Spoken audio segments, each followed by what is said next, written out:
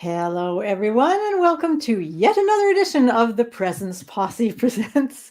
And Happy New Year to start with, for those of you who have been celebrating, and even those of you who aren't. I have Dr. Fred Bloom with me today, and I'm Miriam Siegel. And we're going to be talking about presence and resentment, because who doesn't feel resentment after the holidays?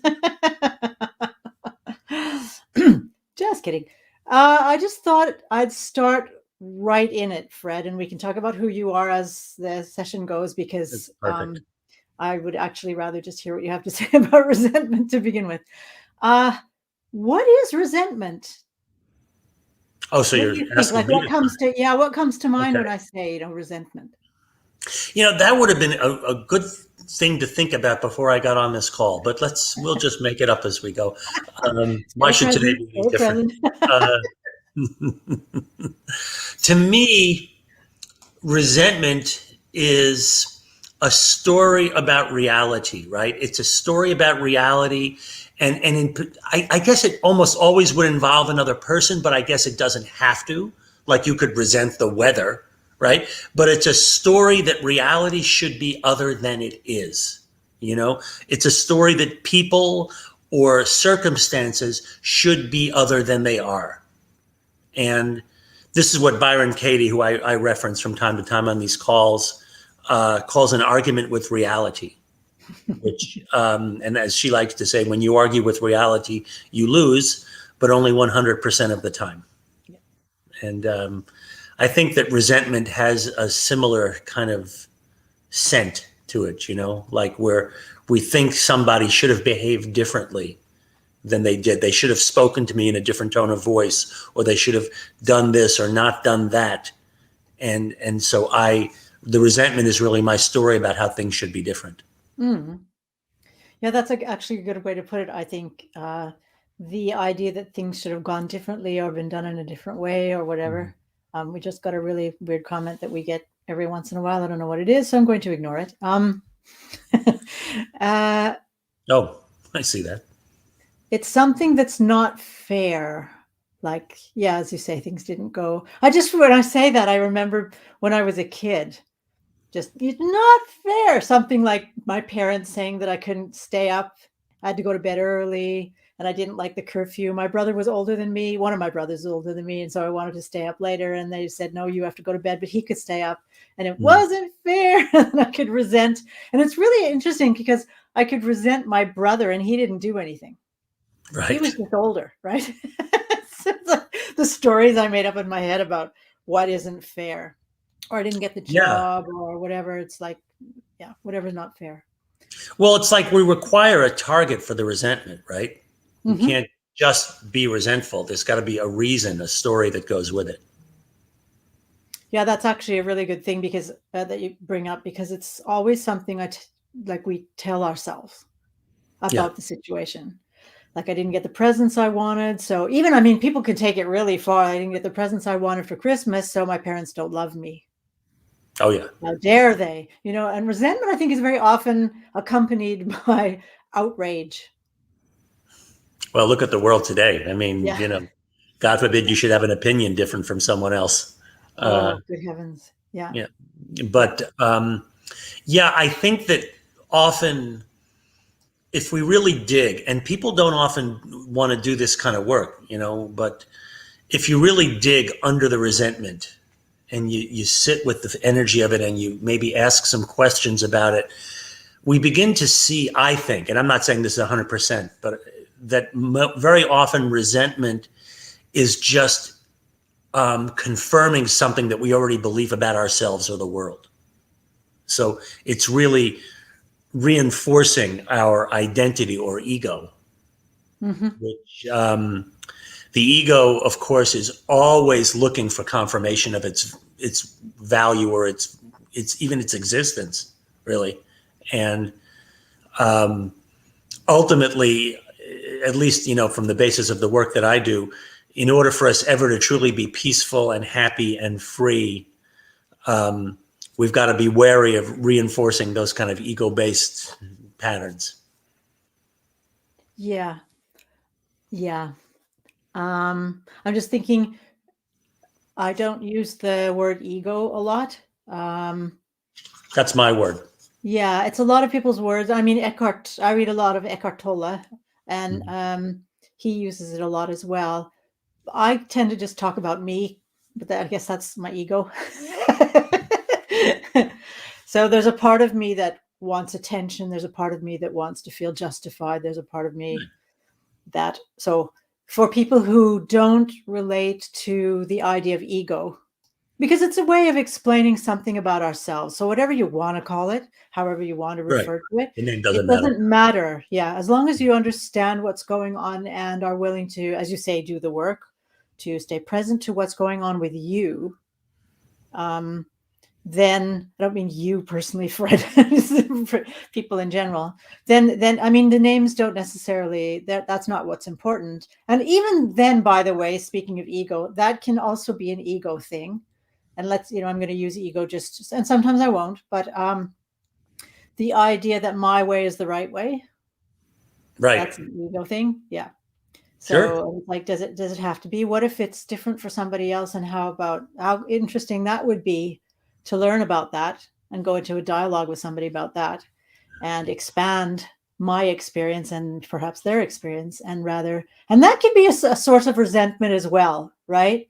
It's like the person isn't taking on my point of view, isn't using my concepts, is Doesn't speaking in say a different things that way. fit my image of myself.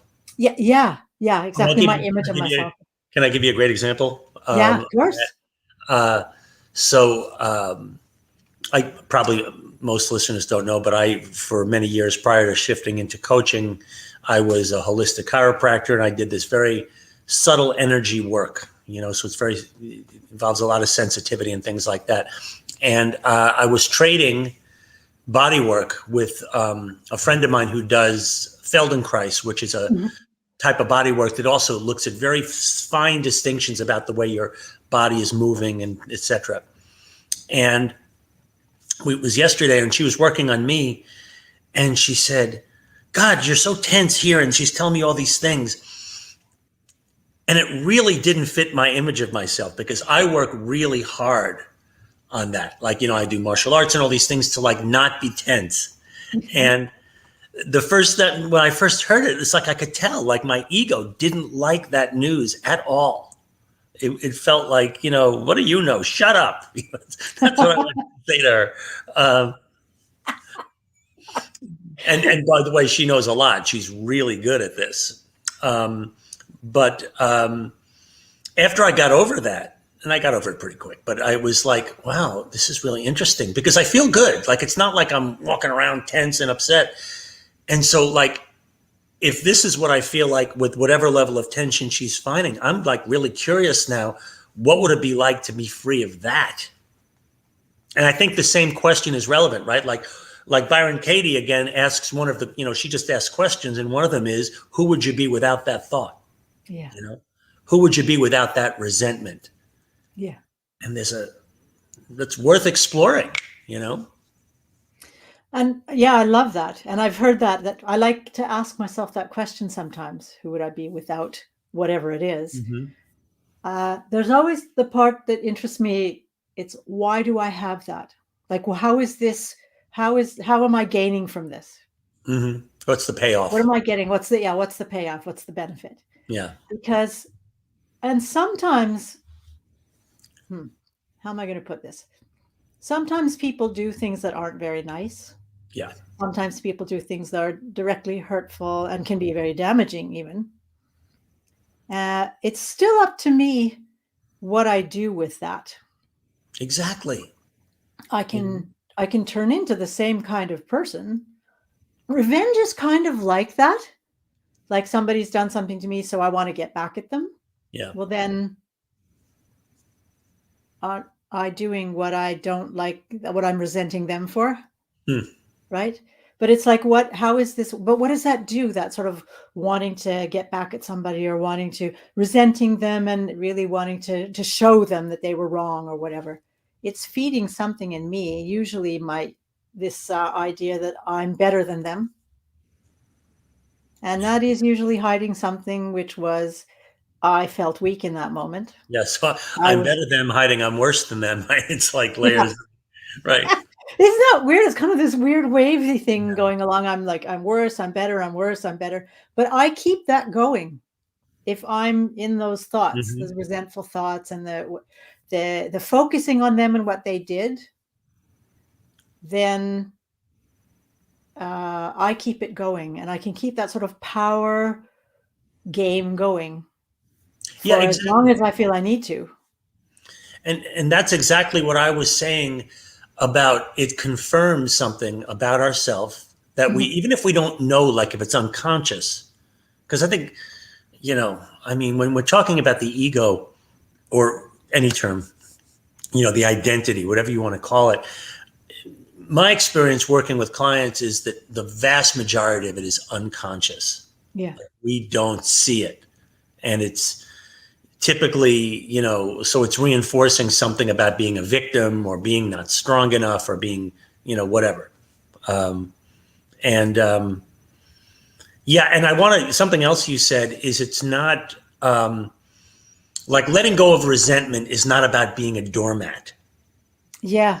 And I think that's really important because sometimes people think like my resentment is what protects me. Like if I didn't have this resentment, I would just let everyone walk all over me. And it's really not; those two are not equivalent at all. Um, if you let go of resentment, you're just open to like being with the experience. It doesn't mean, by the way, I can't say, you know what, that's unacceptable, and I'm not going to have you in my life anymore. If it's really at that level, I mean, I'm not saying Yeah. that's Yeah. For the example, first because that's a thing we choice. do, but yeah, so it in no way implies that we don't deserve to have boundaries or that we don't deserve to be treated in a way that we feel is appropriate. It just resentment is something we do to ourselves, right? Mhm. It doesn't touch the other person. I was actually going to bring that up because there's this thing about, I think many of us, perhaps the majority of us, were brought up in some way where there was punishment for having done something wrong, right? Something bad. And resentment is can kind of feel like I'm punishing the other person, or I want to punish. When I see that person again, I'm going to tell them, because I'm going to set the record straight and they're going to feel bad. And then they're going to not do that thing anymore, for example. And it's kind Hmm. of the idea of this punishment thing where if I did something Mm, so-called bad, I got punished for it. And the idea was then I wouldn't do it anymore. I would be a better person. that's And this interesting. resentment is this kind of, oh, I resent them, I'm going to get them, whatever, is seems to be a sort of an unconscious punishment of the other person that doesn't necessarily ever take place. Very Right, often resentment resides in a place where it's unfinished business. It feels like unfinished business. I can't ever right, say that thing to that person. Sometimes they've died, right, or I didn't get the job, or I didn't win the trophy, or whatever. It's like it's happened. You can't do anything about it. The person's gone. The competition's over, whatever. And the resentment there is there, and it goes around, around, around. Me waiting, like the person waiting to fulfill the punishment, so that the other person will smarten up, and then I'll feel better. boy. And when we say it, does it just sounds crazy, doesn't it? Yeah, yeah. I mean, not that You're telling we me all I'm haven't crazy done it, for but it does. I mean, look, yeah, it's just wait a second. Really, that's how I behave, you yeah. know? And But it's like if Malcolm were here, he'd start talking neuro, right? Because it's right, a brain defense. It's sort it's of a like we're trying to defend ourselves, we're trying to protect ourselves, we're trying to lift ourselves up. mm-hmm. If I feel like I've been walloped down on, on the ground, I want to get up. Yep, And so I find some way to do that where if I feel imbalanced, then I need to find a way to sorry, the I can't think of the words, but to sort of straighten out the balance or yeah, balance it out. yeah, Yeah. And that's not what it is actually. But as long as we keep that sort of wheel going and going and going and going, then we think that's what it's about. We think it's about the other person's behavior, and we think we can straighten that out, or we want to, right? yep, I resent you for having treated me like this. And very often, as I say, this sort of idea of revenge comes in, right? But it's not about the other person. No, we can get fooled into thinking that. As you this talk about is the ego, super it's the important. ego's job to, it's like the ego is like a magician. It tries to trick us. Right. Well, yeah, very much so. And that understanding that it's not, and it could be hard depending on the situation, right? I mean, somebody, maybe I was in a meeting and someone just said something so nasty or inappropriate to me, or, you know, took credit for my work, or, there's a million ways this happens out in the corporate world. And it's, it's easy to get caught up in that, especially then again, if it happens repetitively in some way or other. Maybe maybe we resent our boss or our spouse, or our parents or our kids. So there's an environment that we're constantly involved in, and the only way out of that, if you think of it like energy, okay, because I work a lot, energy is a big thing for me. Like at one level of energy, the resentment can exist. Think of energy almost like consciousness, right? At another level of energy, it just doesn't exist. You can't remain resentful at a certain level of consciousness. Yeah. It's just not consistent. And, so to me, when I'm feeling angry or resentful or hurt or whatever, wronged, it's an opportunity for me to notice, is this the level of energy or consciousness that I want to operate at? Because it's a weird paradox, isn't it? Like on some weird level, it feels good to be angry, or resentful. Like it reinforces something. It's like that ego version of feeling good, Well, you because know? it feels like I'm right. Yeah, And I'm then I'm justified. above the other person. Yeah. Yeah. I'm Yeah, but it also morally fits like superior. this idea of ourself, right? Like deep down, no ego, and I'm going to keep using that word, but Yeah, go for it. no ego was formed out of love and happiness, right? They're all formed out of some version of fear and insecurity. You know, shit happens in the world, and we're two, and we can't make any sense of it, and it feels somehow threatening to us. And so as a result, we draw a conclusion, that it must be something about me. I'm not worthy. I'm not good enough. I'm not safe. And so the whole ego, to me, is like the identity that we create to try and prove to the world that we are in fact worthy, or that we are in fact, good enough. But deep down, we never believe it. So Hmm. every time the ego gets treated in a certain way, it just confirms that unworthiness. Yeah, it's really interesting. It's an interesting pattern of behavior because it comes from powerlessness, Hmm. right? I'm not powerful. That's another version. Yeah. And then keeping this thing going to try and restore balance and power and control, we re-traumatize ourselves. We're Exactly. doing it to ourselves. We're keeping this whole traumatic or painful thing going that cannot be changed because it happened. I'm just thinking of the word resentment. And I don't know if this is an actual derivation, but resent, like we keep resending it to ourselves. You know, I don't That's know. actually really cool. I like that a lot. I Yeah. can put your credits up there again now. Yeah. That is a that's a really cool way to think about it We just because keep sending ourselves the same thoughts, and yeah. And I was just going to mention for that was brilliant. So that was really brilliant. I like that a lot.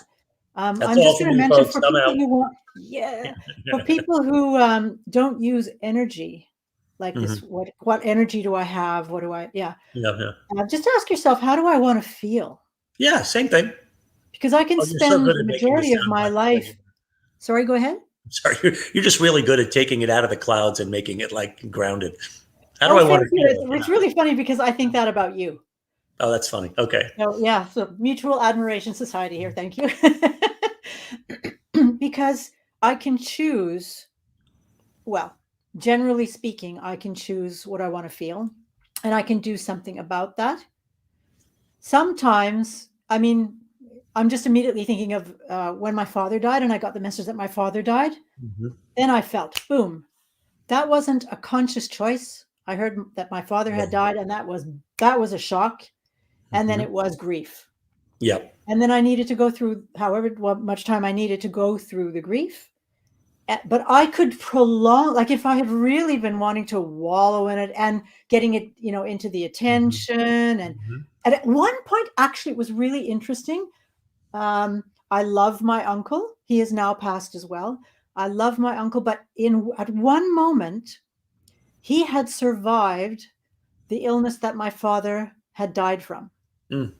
And it was just one moment where, since we're speaking of resentment, I thought Hmm. that life wasn't fair. Right. And I was mad at God because, wait a minute, how come he got to live and my dad died? And that's like, I didn't know that was, at the time, I wasn't thinking this is a normal part of the process, but it wasn't normal, but that was what I thought.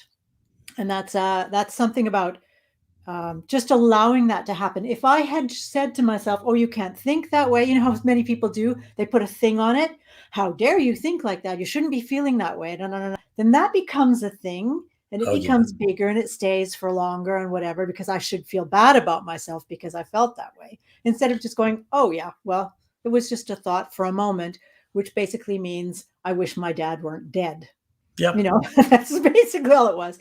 But those kind of feelings, they had to be there. I had to feel them, and then I didn't.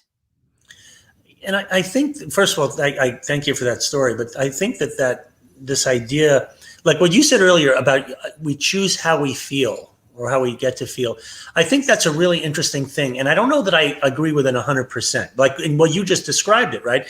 The degree to which we're conscious is we have some choice, I think, you Yeah, know? that's what I meant by, like, when Yeah, my dad died. It was right, like no exactly. conscious. It was like wham, I'm in my feelings. But the rest of the time, like as I say, I could have stayed there for a long time, but I don't have to, and I don't want to. But it depends, like, and I want to point this out, and I don't think you're saying this, but I want to point out that we're not making people wrong for where Yeah, yeah, they are in yeah, this, right? yeah, yeah, yeah. Because, and going back to what I was saying about the level of consciousness or energy, at a certain level of consciousness, you don't perceive choice. Okay. And so if you don't perceive choice, effectively, you don't have one. Now, somebody could say, oh, you have a choice. You could, but I mean, let's be honest. Okay. And think of it as a little kid, but it doesn't matter. If you're really angry and someone says to you, and you have a real story as to why you're angry, this person did this. And someone said to you, Miriam, you have a choice as to whether to be angry or not right now.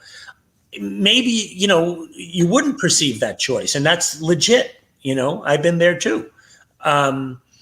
But this, it speaks to a couple of things. First of all, it speaks to why doing the work with ourselves, whether we do it with a coach or a support person, or we do it on our own, to develop that level of flexibility, to raise our level of energy or consciousness to where we do see that we have options. That is the very definition of being resourceful, is that we perceive that we have resources. you know Choice being a resource. I can choose another perspective on this. But if you don't perceive that you have a choice, and we're all there at whenever we are. I mean, even if you're conscious, I may be so deep into my sadness or my pain that I don't see, oh, I'll just be happy instead, right? Then the option that presents itself is, okay, and maybe this is completely like in alignment with the intelligence of life. Like life is saying, no, no, no, no, you don't want to leave this state. You want to stay in this state. There's something here. There's medicine in this feeling, this energy, whatever you want to call it, that if you learn to sit with it and go through it, that you see something else that maybe you need to see. So Yeah, it's not like we're not looking for just always the trick is to feel better. yeah, very good point. And there is something to be learned from, or at least I relate it to my experience, something to be learned from feeling anger. Mm-hmm. There's power in anger. Oh, for sure. And that power can be used towards something good. Change. Yeah, for Yeah. example, Yeah. or I even agree. setting very clear boundaries, or I Mm-hmm. mean, there are many things that healthy anger can be good for.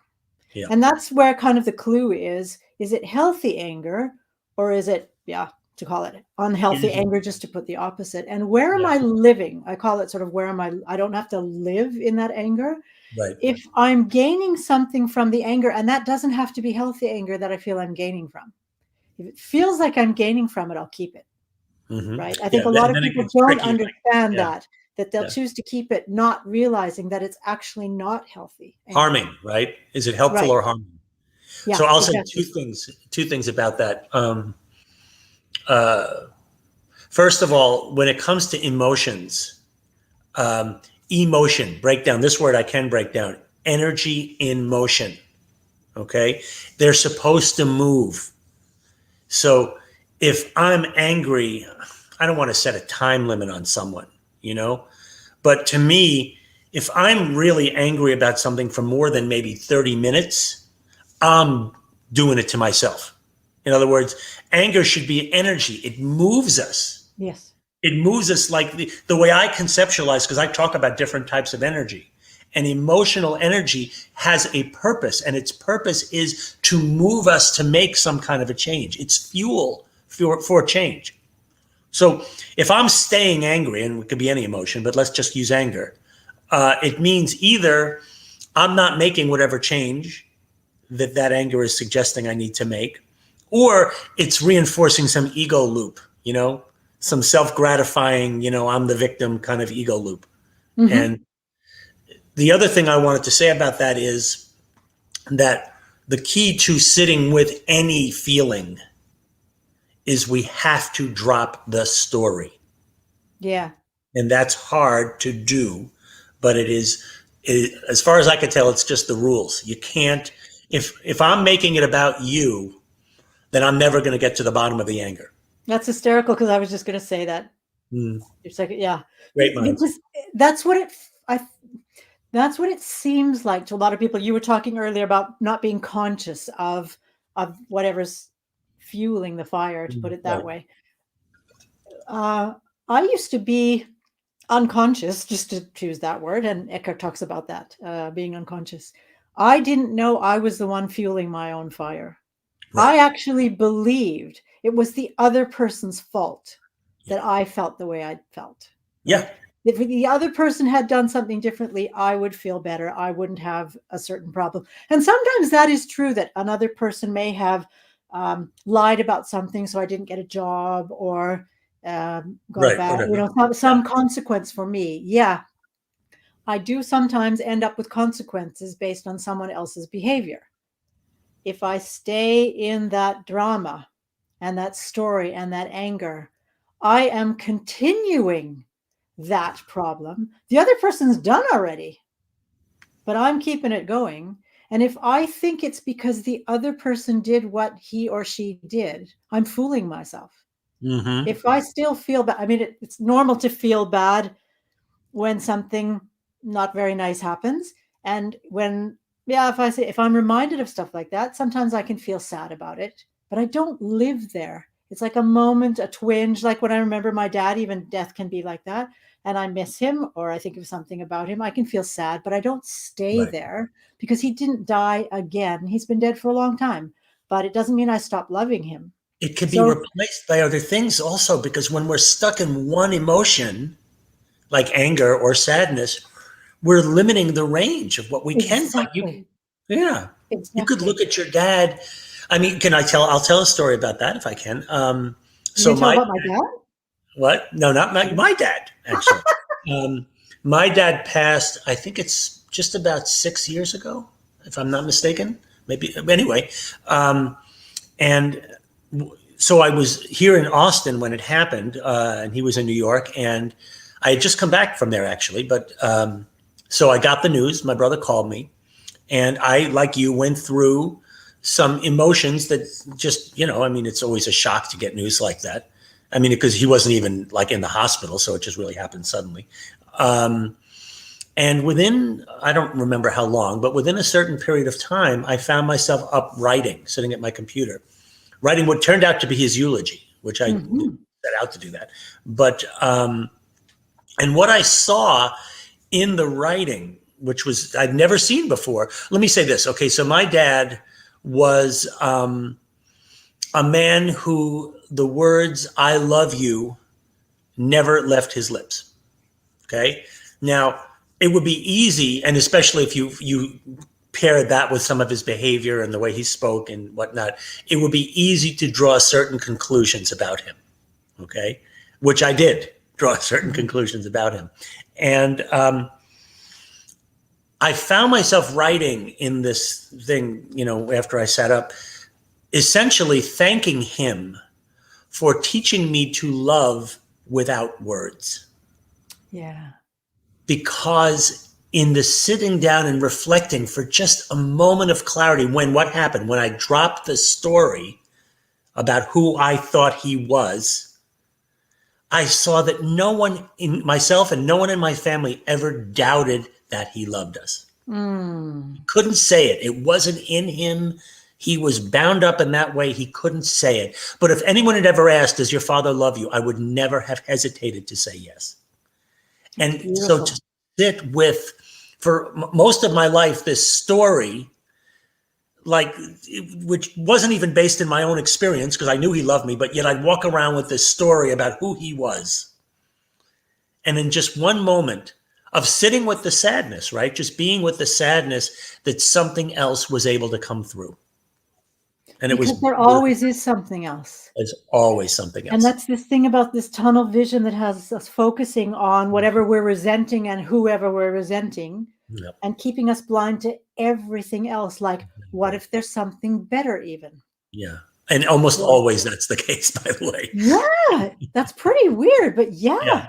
I mean, think of how we limit ourselves. We limit ourselves to one tiny little perspective on the world. And especially given that it's usually a miserable one, that what we're missing. And that, again, could only be the ego that does that, right? The ego is a fear-based thing. Exactly. I mean, because the alternative, what I call the true nature or true self, would never waste one moment resenting or, that kind of thing. It just isn't. It doesn't need it. Like, I don't need it. I'm going to assume that when you talk about true self, just because I refer to Eckhart Tolle sometimes. Mm-hmm. Yeah, it's similar. For those who have read Eckhart and know a bit of his work, I'm going to assume that your true self is what he would call the deep I. Oh, I haven't heard that term, but sure. I mean, you could believe me, there's a lot of hair splitting that could happen there, but I'm not going to do that in this conversation. Yeah, that's not really what it's about. Oh, maybe we could resent each other. That would be cool. Let's do that. And then get over it and show, but I think it's a perfectly good description, actually. And because it just doesn't happen. There's no need for it. There's nothing feeding anything where the deep I is. Yeah. Where I am, my true self, as you call it. It's I just am. I don't need any of that. Yeah. It's pure being. The beautiful thing about life is there's so much life in life that what do I need to distract myself with all of this? Like, I don't need to make life more interesting than it is because it's already interesting enough. Endlessly interesting. Yeah. And it reminds me, I almost don't want to give the punchline away here, but I will invite our listeners, however many there may be, and you as well, if you haven't seen this clip. It's Bob Newhart. Do you remember Bob Newhart? Yeah. Remember, and he was a comedian and he played a therapist in that great show, the Bob Newhart Show. Yeah. And this was much later in his career. And he was on some sketch comedy show. I think it was Mad TV or something that didn't even last very long, right? But this clip is classic. And if you Google or go on YouTube and you look for Bob Newhart, stop it. That'll give you the clip. Find it. Okay. And I am going to tell the story, but yeah, you'll find it. Just check Bob Newhart, stop it. And maybe we can put it in the notes or something. Comments. Mm-hmm. And essentially he's a therapist. And this woman comes to see him and she says, I heard you were really good. My friend sent me to you. He said, yes, I have a very high success rate. I only charge $1 a minute, but I'm going to get it wrong. But essentially, I never go for longer than 5 minutes. And she's like, oh my God, that's amazing. And so she gives him $5. And he says, okay, please tell me your story. And she goes into this very odd story about this weird fear. I think it's of being buried in a box or something, right? And she speaks for a minute or two. And he goes, okay, are you finished? And she says, yeah, I think that's it. He goes, okay, I'm going to say 2 words to you. And I think that'll solve all your problems. And she gets out a pad, right? He goes, well, you can write it down, but it's only 2 words. I'm sure you'll remember it. She says, okay, she's ready. And he says, okay, you ready? Stop it. Like that. He said, just Yeah. stop it. What are you, crazy? What's wrong with you? And if you watch him, he'll do it a lot, obviously, better than I did. But the point is, it's like sometimes that's really all we need to hear, Yeah. Like, just stop it. Snap out of it. Yeah, snap out of it, right? From what is that from? That's a movie line from something. I can't It's like, remember, but it really is. It's like, okay, back yeah, to reality now. back to reality. What the hell was I thinking?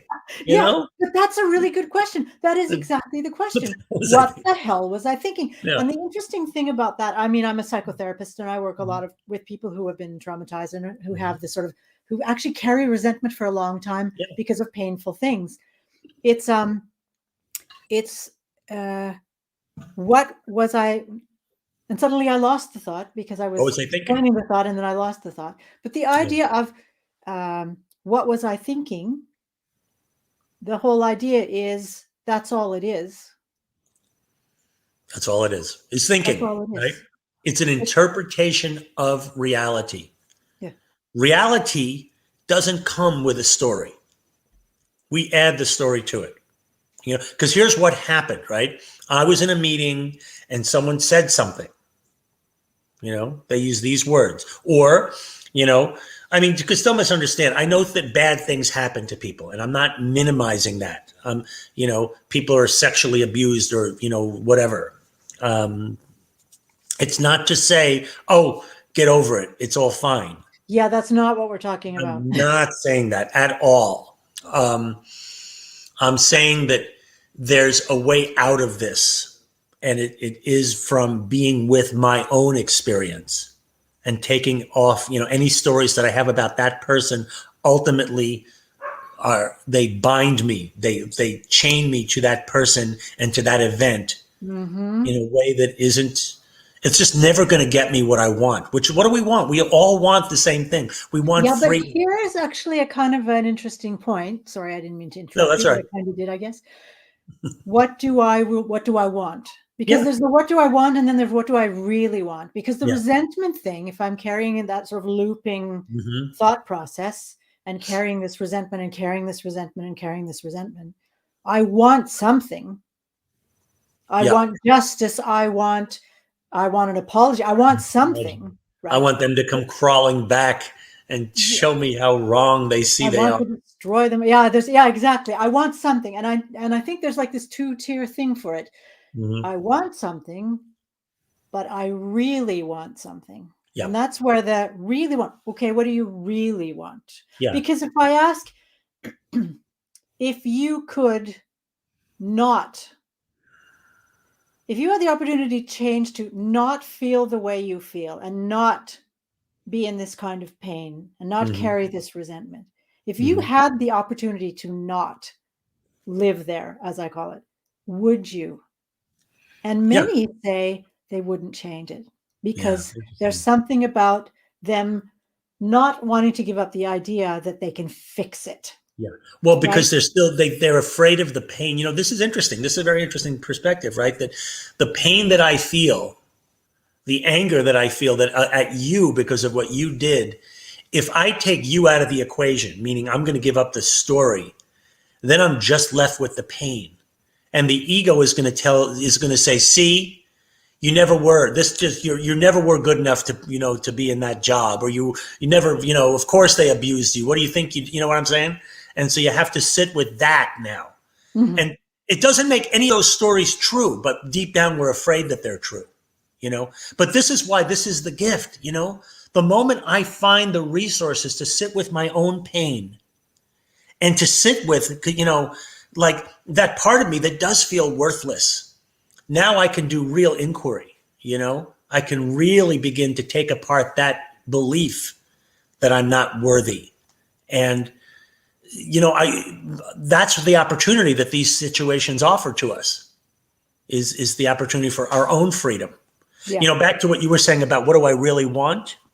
The way I often frame that question is like, so you say, I want, this person, I'm angry, whatever and I would say, do you want that? Or are you asking that from the perspective of your true nature or your ego? And someone said there's a payoff to keeping it. We don't know their name. Mhm. I agree. There's a payoff. But sometimes the payoff is just protection from what I'm really afraid to feel inside.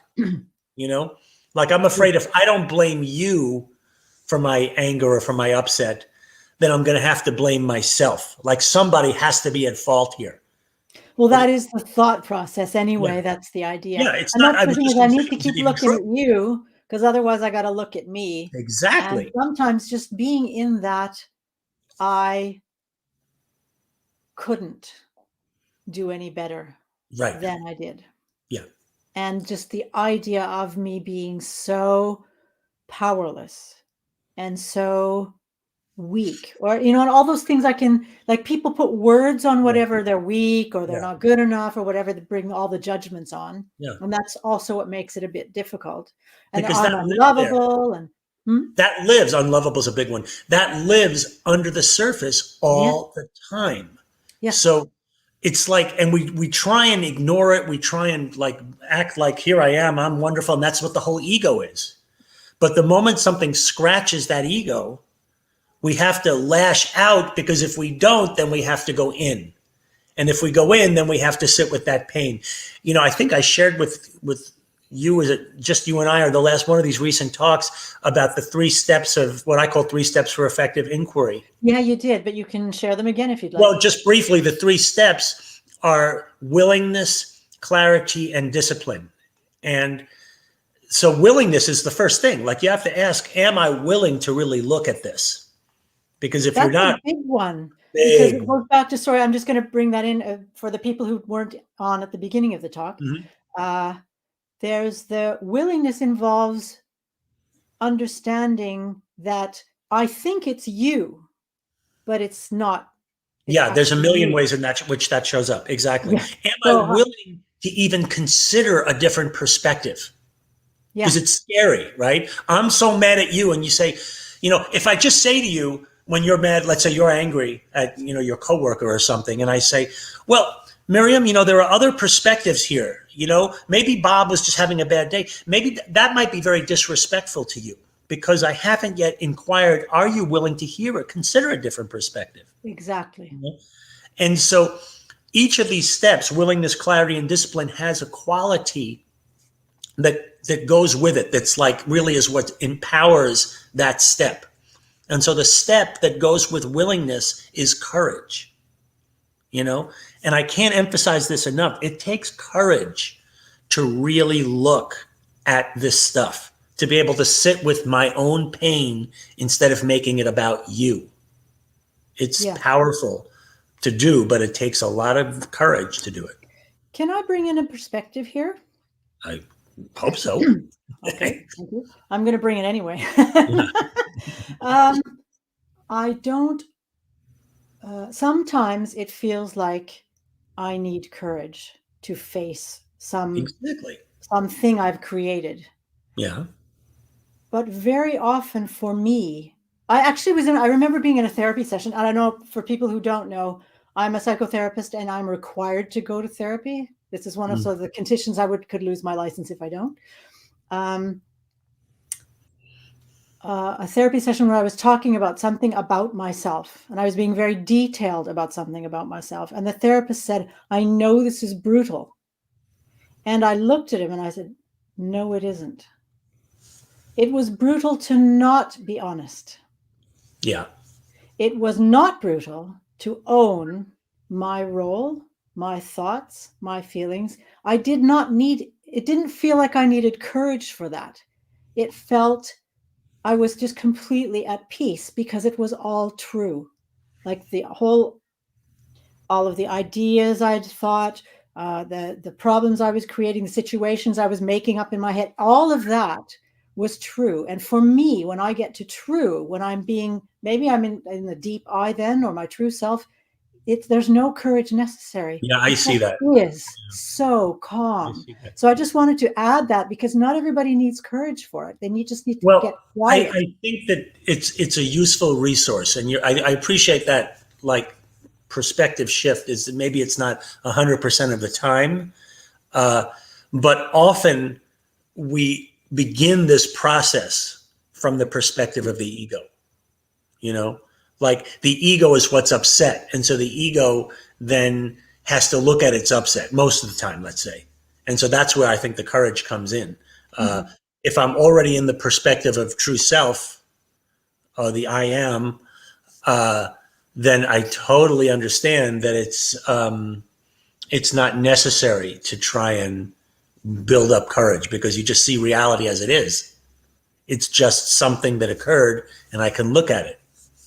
But yeah, most of us, I think that's a worthy place to look towards, to be Mhm. able to just see everything as something that occurred, and or as is happening now, I without, think I wanted to. Sorry, I thought you were done. well, yeah, as opposed to having to work through it all the time. But because we Yes. have egos, there is that part that is going to require some work, you know? Yes. I think I'm just going to bring in another. Um, I'm not sure if perspective is the word. It's just because I'm realizing that what isn't there is the judgment. If I Hmm. remove judgment, I don't need courage. Yeah. And very often, I think that's what happens is I'll notice a judgment. I'll notice some sort of evaluation of myself or another person, and Hmm. I take that away. And then there is no resistance. Then I can just allow whatever is and own whatever is to be there. And then it just melts away. I think that's The what reason I'm mentioning it, I think that mostly, very often, there's courage necessary. I'm just yeah. saying there are other ways to get through it. That another reason to mention it is some people will think, well, then I'm a coward. I'm not strong enough. I don't have enough courage. That's not necessarily the case. You may just be missing a tool.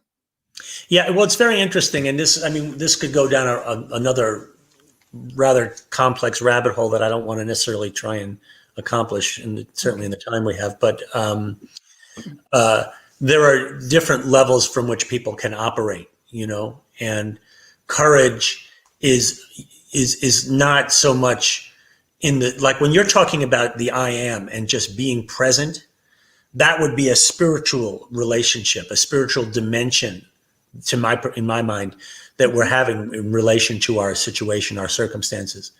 And ultimately, I would say that's a very valuable place to operate from. But in the world, the relative world, there, you know, we operate more from the mind or from the emotions, where courage would generally be an upgrade for us. Let's put it that way.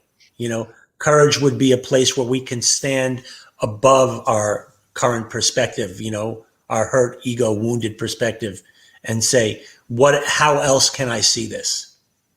And yeah, I think that's interesting. You might be frozen, Miriam. I can't. You're frozen with a happy smile on your face, but still frozen.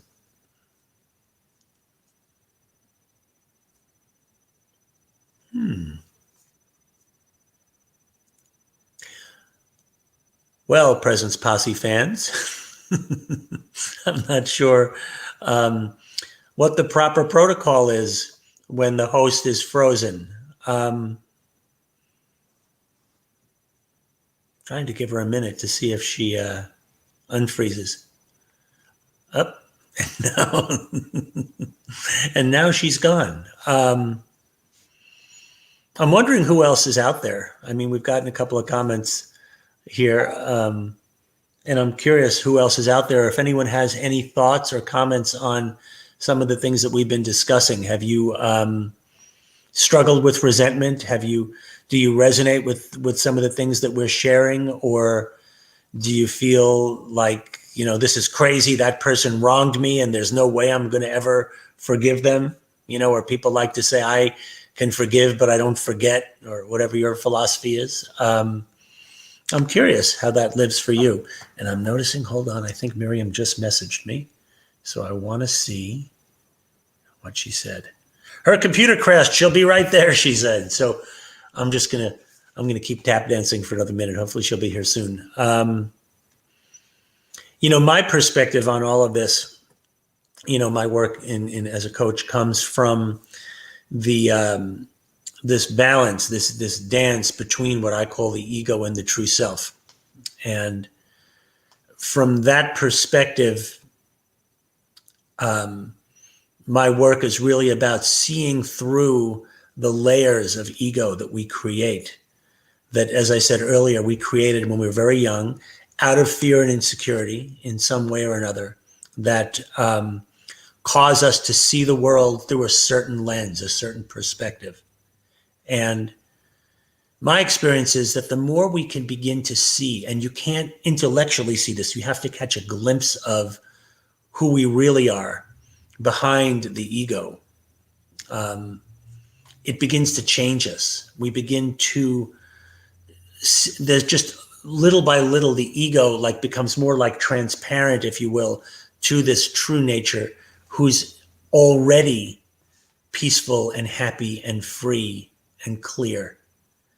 So when we're in that space of even a little bit of connection to the truth of who we are, the ego and the resentment and the anger and the fear and all the things that are connected to being identified as an ego become less powerful. They become less dominant in our as an identity.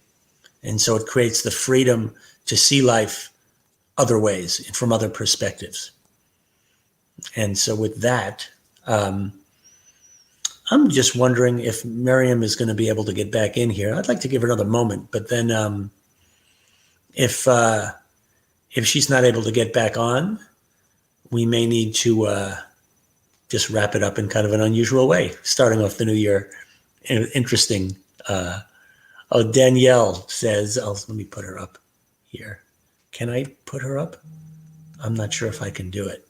I think you have to be the host to share her comments. I can't share her comments, unfortunately. But Danielle says, Miriam's back. My computer crashed. I'm so sorry. I was carrying the show as best as I could. Thank you very much. I knew you would. I heard you say that Danielle has commented. I'm assuming you kept going with your steps, and thank you very much for that. Here's Danielle's comment. I can't put up comments because of I'm not the host. Because I'm the boss. Do you resent me for that? I was talking shit about you while you were gone. Good thing this is recorded. I can rewind. I was going to say you'll have to go back to the recording to see if that's true.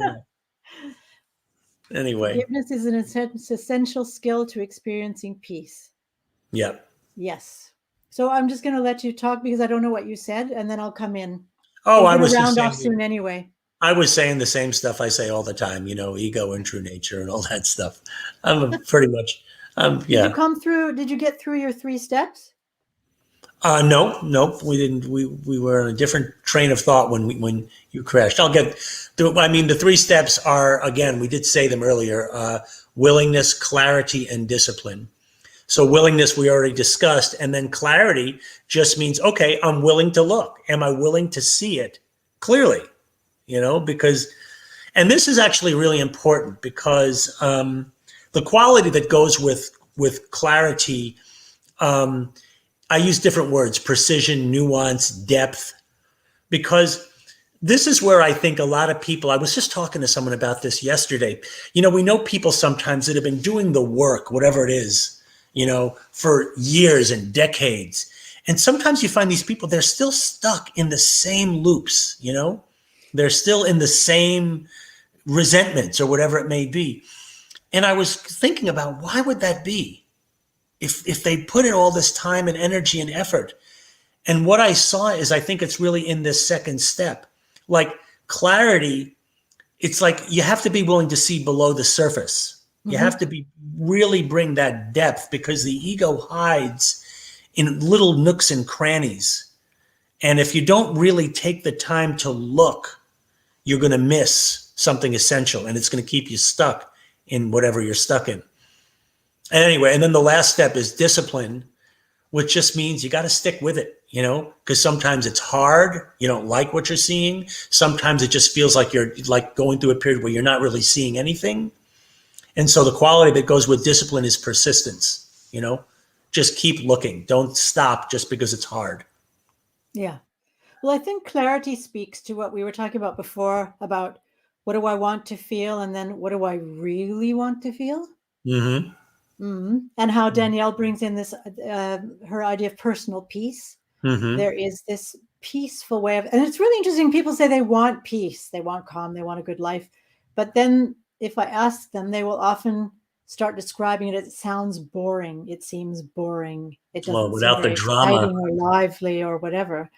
And that's, I think you would probably say that's the ego too, wouldn't you? It's Oh, trying to absolutely. trick you. Yeah. Yeah. Because there's something about being in peace and in life that is so exciting and cannot be compared with the drama connected to resentment.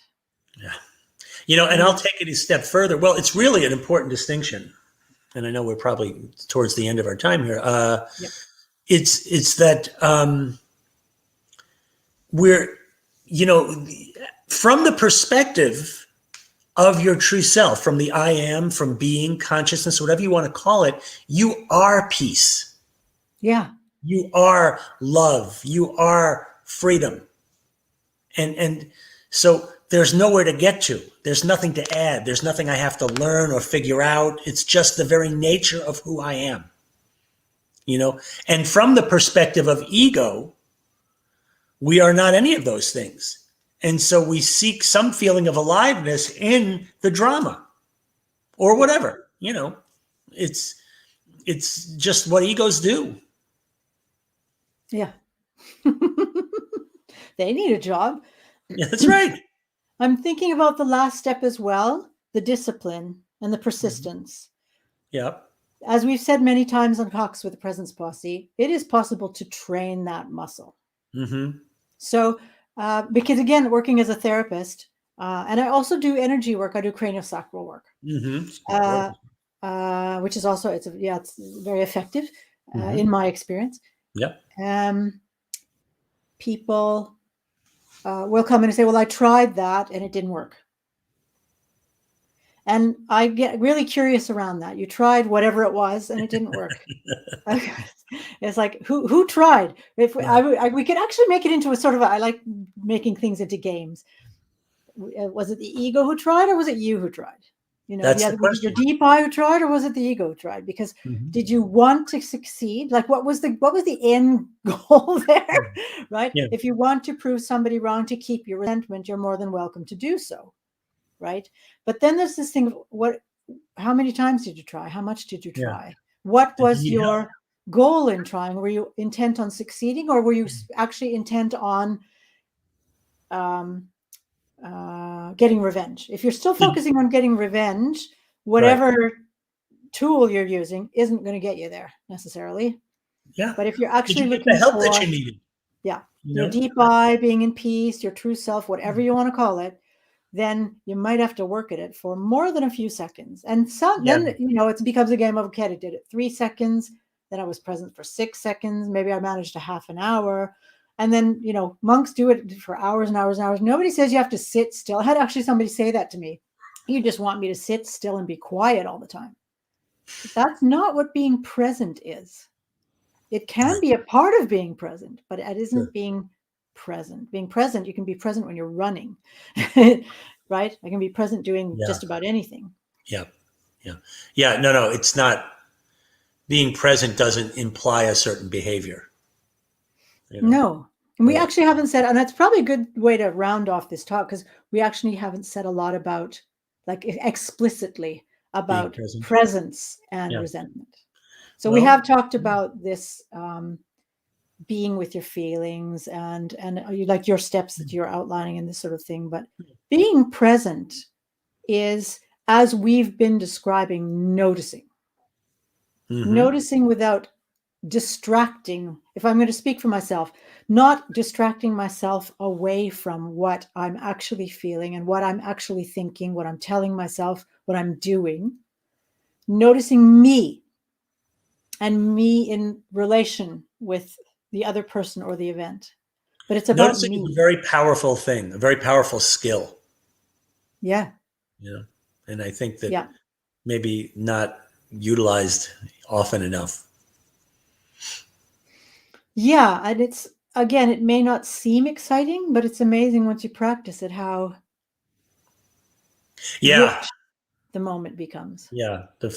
There is richness is a great word, right? And freedom and peace. It's like what's available in presence, in the I am.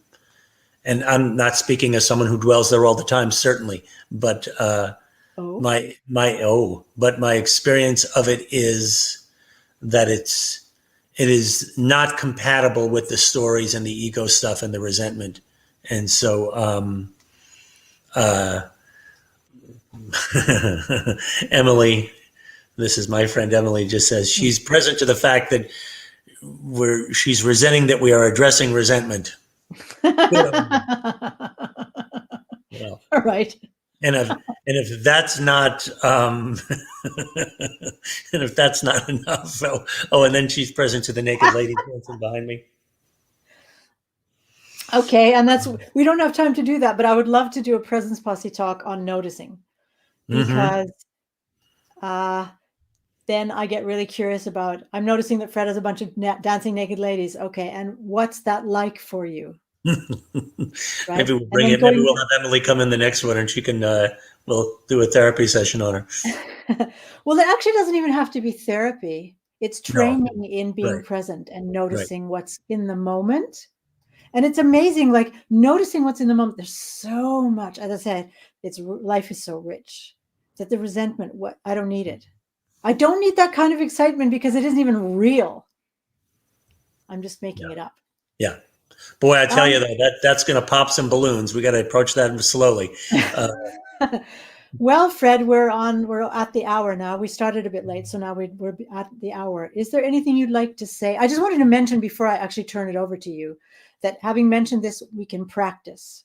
And practice yes. generally leads to improving in some way. Yep. So becoming Yep. more and more present and being able to notice more and more and experience the richness of the moment and of life without having to carry and go into the drama and the resentment, because it's not a good place, it's not a comfortable place to be, and it's not real.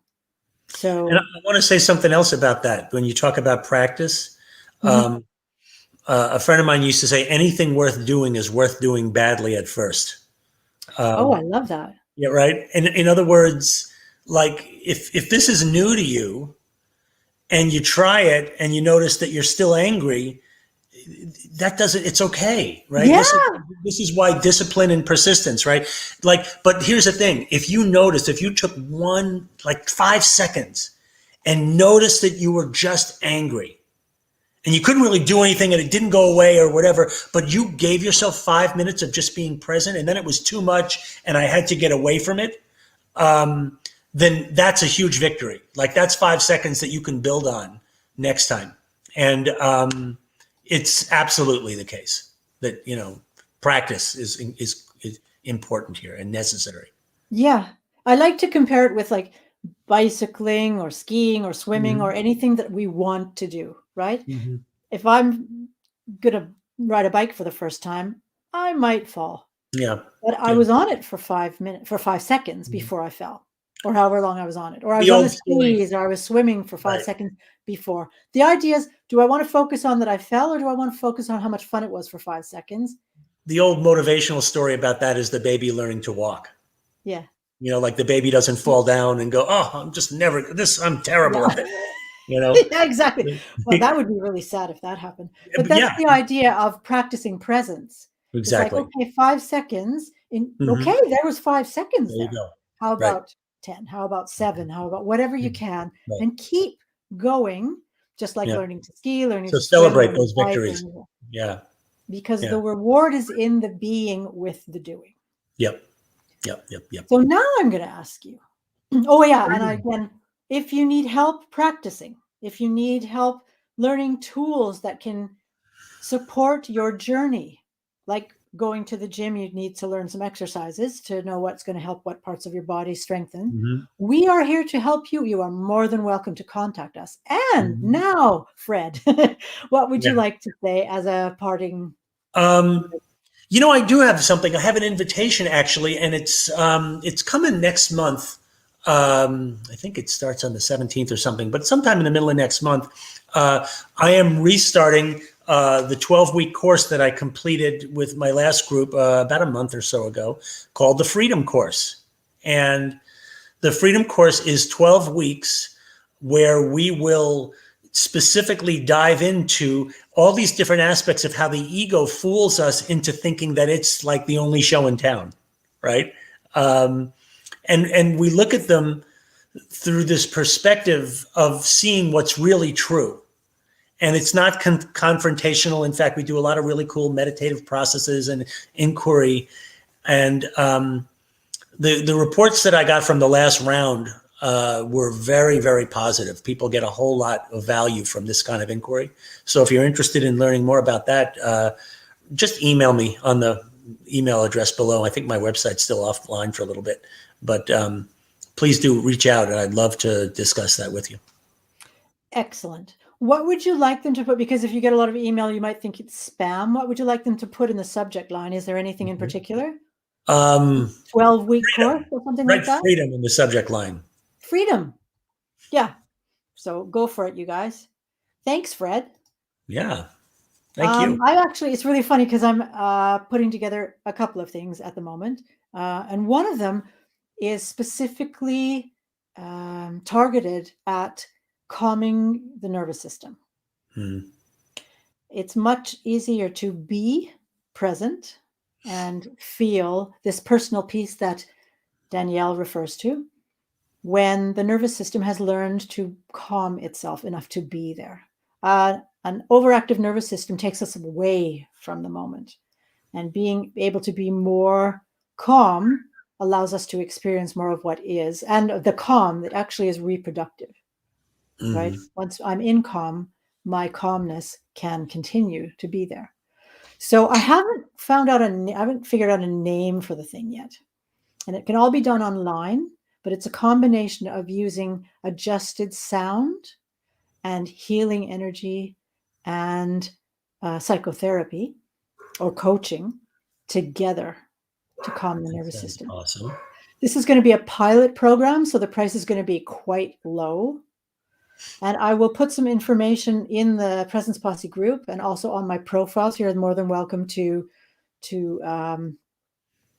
find me on Facebook. Miriam Siegel is my name, or you can send me an email to the email address here, and you can put in the subject line, calm your nervous system, because I can't think of a name for it right away. And if you have a suggestion for a name, please send that. That would be really cool. I would love somebody to come up with a really cool name for it.